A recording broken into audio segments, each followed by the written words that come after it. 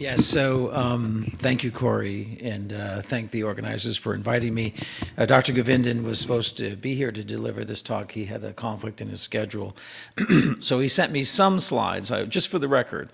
I've added many slides to this talk from my own thoughts. So here we go. So in squamous cell, I think most of us, as enthusiastic as we've been with the developments in non-squamous, non-small cell, the use of bevacizumab, pemetrexed, the various genotype subsets we see, there's been a lot more enthusiasm, but squamous cell really has been a bit of an unmet need. It's a, I think, clinically challenging population. They tend to be older patients. They tend to be more smokers. They have more comorbidities. At the end of the day, we're stuck with platinum-based doublets as the standard of care. Corey asked the question. There were no other choices but platinum-based doublets. We'll talk a little bit about nab-paclitaxel in a moment. As I've mentioned, a large part of our therapeutic armamentarium is not available. We don't use bevacizumab in this setting. Pemetrexed is felt to be largely ineffective. I'll talk a little bit about FLEX. I think there's an opportunity from this data to have some insight into perhaps a targeted approach in squamous histology. But I think all of us would agree that new strategies are needed. This is this is kind of a global table looking at incidence of histology. So you're typically going to see this in your practice in about 20 to 30% of the patients, as shown here, slightly more common in men than in women. And I think, actually, I like this slide a lot. This kind of looks at outcomes with regard to 1 and 2 year survival rates. And you see in the adenocarcinoma population, there's been distinct improvement in 1 and 2 year survival over the past couple of decades or so. And that improvement has not been realized in the squamous histology patients. And that really, in my mind, defines this as an unmet need. So is there anything new to be somewhat optimistic about? Well, one of our choices was nab-paclitaxel. This was the trial that evaluated that combination regimen with carboplatin. You see on the bottom here is the control arm of solvent-based paclitaxel in carbo, standard dose and schedule, given with standard pre-medications. The investigational arm, I won't go through the background for that, but there was a prior phase 2 study that was designed to look at what we felt was the optimal dose and schedule. It ended up being the regimen you see on the slide, 100 milligrams weekly continuously with the same dose of carboplatin. No pre-medications were given in this setting. The primary endpoint of this trial was overall response rate. You see the stratification factors in this particular setting. With regard to the primary endpoint, you see the intent to treat population. This is by independent radiologic review.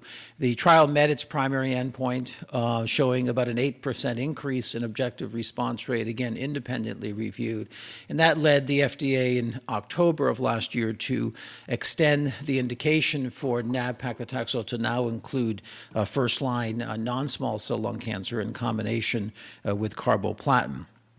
Now, what was not anticipated is that the response rate really was in histologies other than adenocarcinoma. And I'll draw your attention to the far left of this, where in the squamous population, oh, thank you, Corey. In the squamous population here, you see the control arm solvent-based 24% objective response rate, and in squamous cell, 41% response rate. And that difference was not seen in the adenos. And then in the other, not otherwise specified in large cell, there are relatively small numbers of patients to draw firm conclusions, but certainly perhaps a trend toward in favor of nab-paclitaxel in that particular arm. Now, even though that trial did meet its primary endpoint, there was no difference in the secondary endpoints of PFS or overall survival, even in the subset of squamous histology patients. There was a bit of a trend, if you're an optimist, many oncologists are, in favor of squamous, but it did not reach statistical significance in either subset. Now, obviously, going into that trial, we did not power it to look for a statistically significant difference in survival in just the squamous. That would have been a rather large trial because the hazard ratio for NAB was 0.89 compared to solvent-based. So not a very robust hazard ratio in this particular trial. I didn't show you the safety data. I would assume that most of you have used nab-paclitaxel in the breast cancer situation, but there were slight differences, some increased anemia, but less neurotoxicity in myalgias. I don't know if that's because of the NAB aspect of it or that it was given weekly rather than Q3 weeks. I mentioned targeted agents. Many of you are familiar with this trial, the FLEX trial. This grafted cetuximab onto a very uncommonly used regimen in the U.S., cisplatin Vinorelbinet. In this trial, and actually this was based on what some people felt was a positive phase 2 trial. I guess in phase 2's beauty is in the eye of the beholder.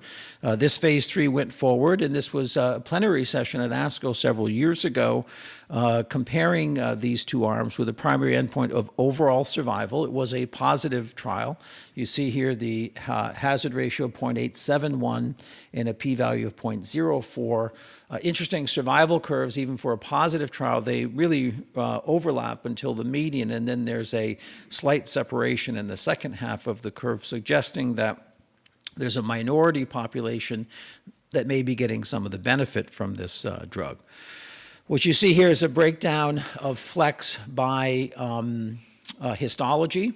And when you look at the Caucasian adeno and squamous population, you see a very similar effect in adenos versus squamous. So I've always looked at this as, there is the occasional patient, younger patient, squamous histology that either you or the patient wants to be more aggressive. And this could be an option for those patients. That hazard ratio in this population is identical to adding bevacizumab to carbotaxol in the ECOG 4599 trial. So the magnitude of the benefit here, at least in the Caucasian populations, is quite similar, and similar effects, or I guess in effect independent of histology. Now, without going into detail, the FLEX investigators have done a more detailed outlook looking at H-score in dividing patients into high and low EGFR expression. I just show you the high EGFR expression in the squamous population with regard to survival with a hazard ratio of 0.62. So there possibly might be something here. In the low EGFR expression group, there was actually no benefit seen. Now, I'm not proposing that H-score is now a standard of care. I think there are many questions relating to this and how it's done methodologically, but it just is a hint that perhaps with subsequent trials, and I think most of you are aware the Southwest Oncology Group is currently doing what's considered the definitive phase 3 trial, and they'll be looking into this H-score and actually are including squamous histology patients in that particular trial. Now, Necitumumab is essentially cetuximab fully humanized. It's an IgG1 antibody. It has great preclinical data. It's a relatively safe antibody. We have the SQUIRE trial outstanding, and I'm just going to show you the design of a couple of trials, specifically in squamous histology patients. So the story is still unfolding. In this trial, again, Cisgem, a commonly used regimen in squamous histology. In the investigational arm, grafts and Necitumumab. Here's the old ImClone nomenclature for this agent, but grafting this on, we don't have any results from this yet.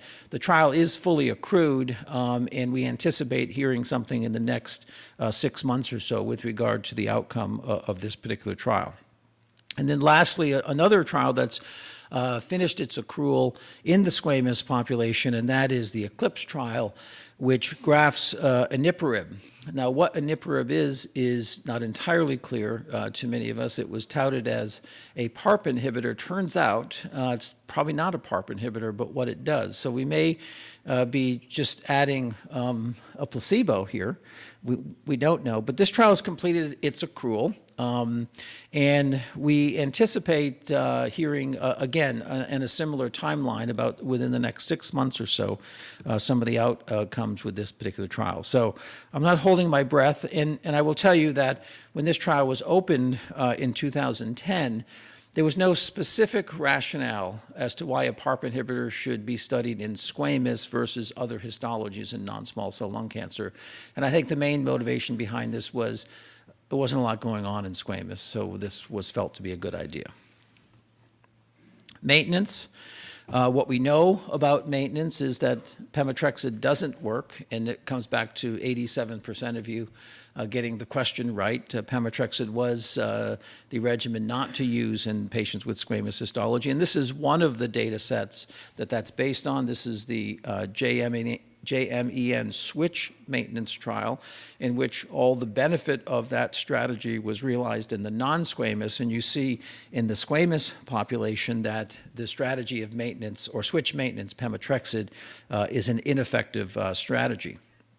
The other major maintenance trial is the SATURN trial, which identified or evaluated erlotinib versus placebo. This trial was a positive trial. This is the overall survival in the intent to treat population as a whole, a hazard ratio of 0.81, favoring erlotinib versus placebo in this particular setting. And you see that on this forest plot, this is actually looking at progression-free survival, that the magnitude of benefit seemed to be similar in adeno versus squamous, perhaps a bit more strong in the adenocarcinoma population, but still a significant benefit in PFS in this particular setting. And I think a very interesting analysis is looking at the subset of patients that have stable disease after first 4 cycles. Remember, in the European arena, this agent is approved only as a maintenance drug only for patients who have stable disease. And it was based upon this, that there was a known benefit in squames, actually a little bit better than the non-squames here. But in those patients who have stable disease, in my opinion, many of these patients really have minor progression. And I think the beauty of this is integrating a known effective second-line drug earlier in the course of disease, where you have less drop-off from that first to second line. And so patients are getting what's considered an effective therapy and are seeing a benefit from this. So I think this is certainly a viable approach in the squamous population from a maintenance strategy.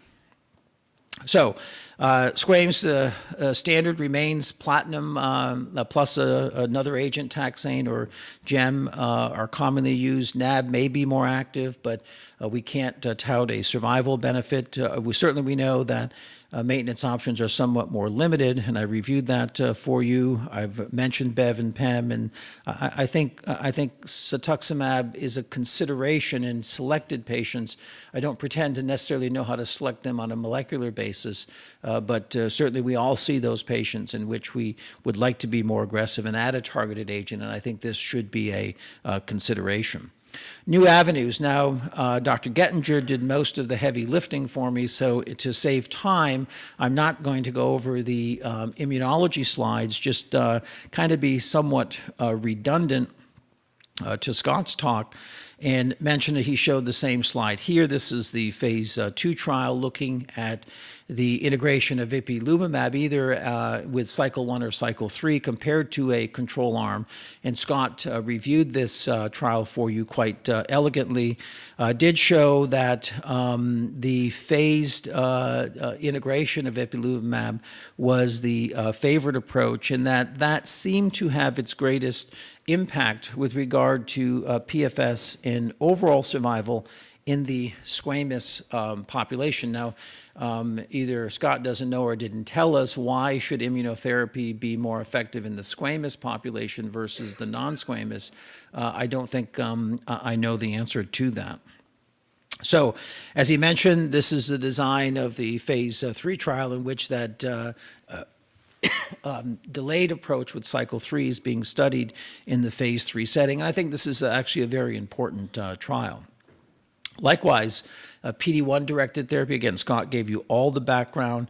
He showed you this data also suggesting that obviously this is an active class of agents and worthy of further study. The interesting observation, again, not that it doesn't work in non-squames, but again, in terms of our unmet need, some encouraging data in the squamous population. And then, again, a very important phase 3 trial comparing it to a standard of care, specifically specifically in squamous. Here, anti-PD-1 versus docetaxel, and Scott actually told you about the two co-primary endpoints and so on and so forth. And then the spillover trial in the third-line setting specifically for squamous. So it's nice to have a number of histology-specific trials addressing these issues in the squamous population.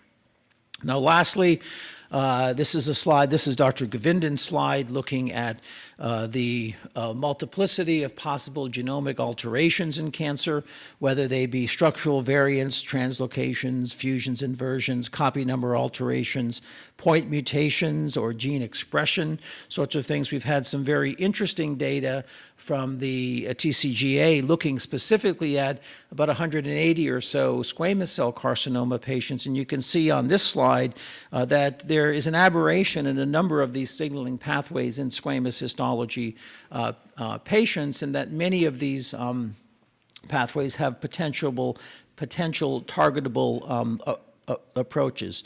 PTEN loss, PI3 kinase, either mutation or so. You see other ones listed here, BRAF. There are certainly BRAF drugs, and I'll talk to you about that in a subsequent talk that I do, actually the next talk. If you put them in tabular form, you see the cell cycle pathway is frequently deleted, mutated, or methylated. I mentioned PI3 kinase and PTEN, but as you scroll down here, you see a number of potential targets that we've not yet studied fully. Now, the one word of caution here is that this genomic analysis was done on a very selected group of very high-quality specimens.